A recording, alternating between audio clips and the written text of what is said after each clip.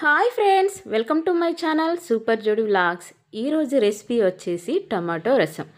ఈ టమాటో రసం అనేది నేను చెప్పినట్లుగా చేసినట్లయితే మీ ఇంట్లో వాళ్ళు గ్లాసుల లెక్కన తాగేస్తారు. ఈ టమాటో రసం అనేది రైస్లోకి చాలా బాగుంటుంది. ఏ కర్రీ కాంబినేషన్లో తిన్నా కూడా చాలా టేస్టీగా ఉంటుంది. రోజు తినే అన్నం కంటే ఈ టమాటో రసంతో 2 ముద్దలు ఎక్కువనే తింటారు. ఇంత కమ్మనైన టమాటో రసం ఎలా చేయాలో ఇప్పుడు చూద్దాం.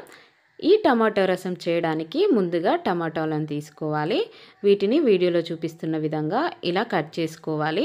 పెద్ద టమాటాలు అయితే 4 తీసుకోండి, చిన్న టమాటాలు అయితే 6 తీసుకోండి. ఇప్పుడు ఈ టమాటాలని బాగా మెత్తగా పిండాలి, దీంట్లో రసం అంతా బయటికి వచ్చేదాకా. ఇక్కడ వీడియోలో నేను చూపిస్తున్నా కదా, ఈ విధంగా మీకు ఎంత బలం ఉంటే అంత బలాన్ని ఉపయోగించి బాగా పిండాలి రసం అంతా బయటకు వచ్చేదాకా. దీన్ని మిక్సీలో వేసుకోవచ్చు కదా అని మీరు అడగచ్చు. వేసుకోవచ్చు, కాకపోతే మనం ఇలా చేత్తో పిండిన దానికంటే మిక్సీలో వేస్తే టేస్ట్ అనేది బాగుండదు. అలాగే దీంట్లో కొత్తిమీర కాడలు వేసుకొని వాటిని కూడా బాగా మెత్తగా పిండుకోవాలి. ఇప్పుడు దీంట్లో ఒక 1/2 లీటర్ దాకా నీళ్లు పోసుకోవాలి. దీంట్లో మిగిలిపోయిన పిప్పి ఉంటుంది కదా, ఆ పిప్పిని చేత్తో మెల్లగా బయటికి తీసి వేరే బౌల్లో వేసుకోవాలి.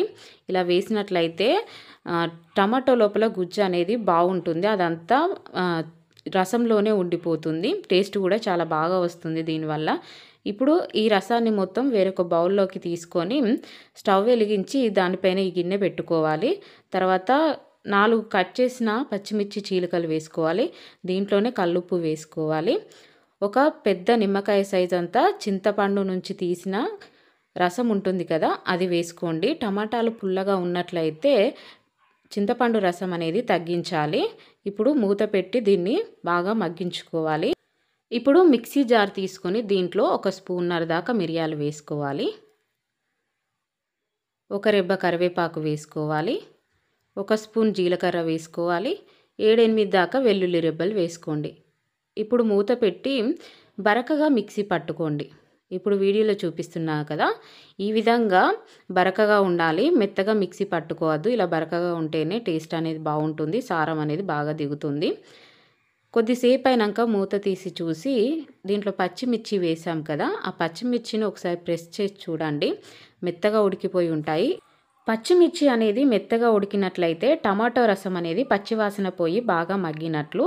ఈ స్టేజ్లో మనం మిక్సీ పట్టి పెట్టుకున్న మిరియాలు వెల్లుల్లి పేస్ట్ ఉంది కదా, అది వేసుకోవాలి. దీంట్లోనే కొంచెం పసుపు వేసుకొని ఇక్కడ వీడియోలో చూపిస్తున్న విధంగా ఇట్లా సైడ్కి నురగ అనేది ఫామ్ అయింది కదా, ఇలా నురగ వచ్చేదాకా మగ్గించుకోవాలి. ఈ ప్రాసెస్ అంతా చేసేటప్పుడు మంట అనేది మీడియం ఫ్లేమ్లో ఉంచుకోవాలి. ఇప్పుడు ఈ టమాటా రసాన్ని పక్కకు దింపేసుకొని వేరొక గిన్నె పెట్టుకోవాలి. గిన్నె వేడైన తర్వాత 1 పావు నూనె పోసుకోవాలి. దీంట్లో జీలకర్ర వేసుకోవాలి. 2 ఎండుమిర్చి వేసుకోండి. వీలైతే కాడలు ఉంటే కాడలతో వేసుకోండి, టేస్ట్ బాగుంటుంది. 1 గుప్పెడు కరివేపాకు వేసుకొని వేగిన తర్వాత ఈ పోపును మొత్తం టమాటో రసంలో కలపాలి. ఇలా కలిపేసిన తర్వాత చివరగా కొత్తిమీర వేసుకొని ఒకసారి బాగా కలుపుకోవాలి. ఎంతో టేస్టీగా కమ్మగా ఉండే టమాటో రసం రెడీ అయిపోయింది. ఈ రెసిపీ కనుక మీకు నచ్చినట్లయితే వీడియోని లైక్ చేయండి, మీ ఫ్రెండ్స్కి షేర్ చేయండి.